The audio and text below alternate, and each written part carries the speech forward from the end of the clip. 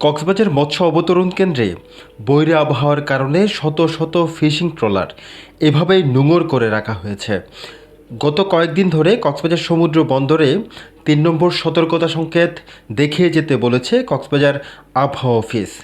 কেননা বঙ্গোপসাগরে বর্তমানে যে লঘুচাপটি তৈরি হয়েছে, এই লঘুচাপের কারণেই কিন্তু এখন বৈরী আবহাওয়া বিরাজমান।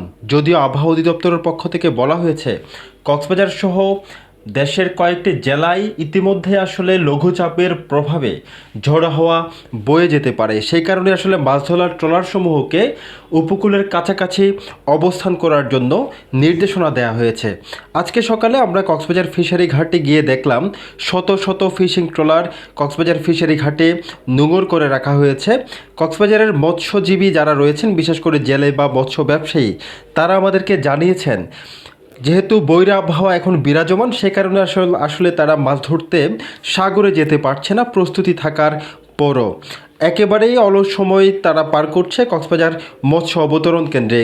এখানে জেলে যারা রয়েছেন তারা আসলে একে অপরের সাথে তারা খুশ গল্পে মেতে রয়েছে এবং আমরা মৎস্য অবতরণ কেন্দ্রে যে চিত্রটি দেখেছি একেবারেই নীরব